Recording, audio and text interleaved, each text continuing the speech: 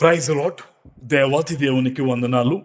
ప్రభు నామమున మీ అందరికీ నా ప్రత్యేకమైన వందనాలు, శుభాలు తెలియజేస్తున్నాను. ఈ దినము కొరకు ఏర్పాటు చేయబడిన దేవుని వాగ్దానము అపోస్తుల కార్యములు 5వ అధ్యాయము 19-20 వచనాలు.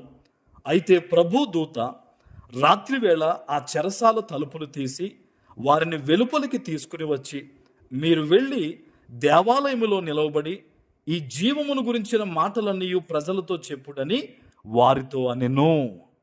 దేవుని నామానికి మహిమ కలుగునుగాక. ఈ ఉదయకాల సమయంలో సర్వ సృష్టికర్త అయిన నీ తండ్రి నిన్ను ఆశీర్వదించి గొప్ప వాగ్దానాన్ని నీకు అందిస్తూ ఉన్నారు. హల్లెలూయా. ఆనాడు అపోస్తుల్ని చెరసాల్లో బంధించారంట. చెరసాల్లో బంధించి వారు అనుకున్నారు, మేము వీళ్ళని పట్టేసుకున్నాము, బంధించేసాము అనుకున్నారు. అయితే దేవుని మహాకృపను బట్టి దూత రాత్రివేళ ఆ చెరసాల తలుపులు తీసి వారిని వెలుపలికి తీసుకొచ్చిందంట. హల్లెలూయా. ఈరోజు ఇదే మాటను దేవుడు నీ జీవితాన్ని ఉద్దేశించి నీకు వాగ్దానంగా ఇస్తూ ఉన్నారు.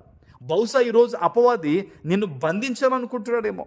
కొన్ని రకాల శ్రమలతో బంధించేశాను, కుటుంబ సమస్యలతో బంధించేశాను, రోగములతో బంధించేశాను, ఆర్థికంగా బంధించేశానని అపవాది నీ విషయంలో సంతోషపడుతున్నాడేమో. నీకు ఒక శుభవార్త ఏంటో తెలుసా? ఈరోజు దేవుడు తన దూతను పంపించి నీ ఉన్న బంధకములన్నిటిలో నుంచి కూడా ఆయన నిన్ను వెలుపలికి తీసుకురాబోతూ ఉన్నారు. హల్లెలూయా. అది కోర్టు కేసు అవ్వచ్చు, రకరకాల ఇబ్బందులు అవ్వచ్చు, ఇష్యూలు అవ్వచ్చు, ఏదైనా సరే దేవుని వాగ్దానం ఈరోజు నిన్ను బలపరుస్తూ ఉంది.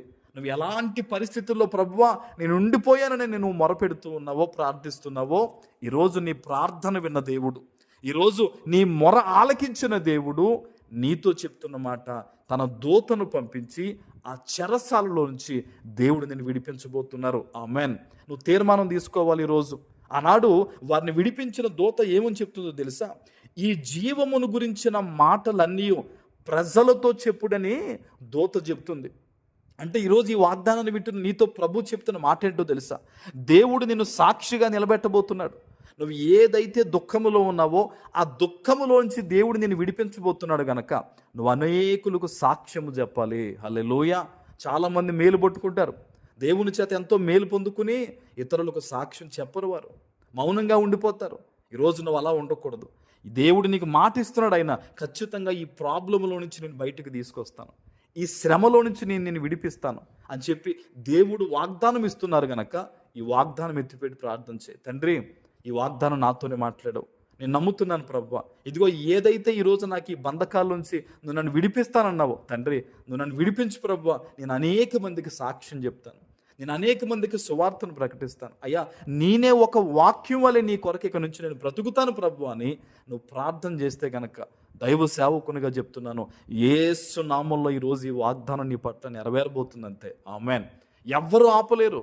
దేవుని దీవెన నీ మీదకి రాకుండా, దేవుని విడుదల నీ మీదకు రాకుండా ఎవరు ఆపలేరు. ఇది దేవుని వాగ్దానం. ఇది ప్రభు నిన్ను ప్రేమించిస్తున్నాడు. ఆయన దేవుని సన్నిధిలో ప్రార్థించి ఈరోజు నువ్వు ఎలాంటి బంధకాలు, ఎంత ఇబ్బంది, ఎంత పెద్ద కోర్టు కేసు ఇన్నాళ్ళ నుంచి అన్నాళ్ళ నుంచి నువ్వు అనుకుంటున్నావో దేవుడు నిన్ను విడిపించబోతున్నాడు. అంతే. ఆమెన్. నువ్వు నమ్ము. నువ్వు నమ్మితే దేవుని మహిమను చూస్తావు, దేవుని కార్యాలు ఈరోజు నీ జీవితంలో జరుగుతాయి. ఆమెన్. ప్రార్థన చేసుకుందాం. పరిశుద్ధుడా, ప్రేమ కలిగిన తండ్రి, మీకు వందనాలు. ఈ ఉదయకాల సమయంలో మీరు ఇచ్చిన గొప్ప వాగ్దానము ప్రతి బిడ్డ జీవితంలో నెరవేర్చి స్థిరపరచమని యేసు నామమున ప్రార్థిస్తున్నాను తండ్రి. ఆమెన్.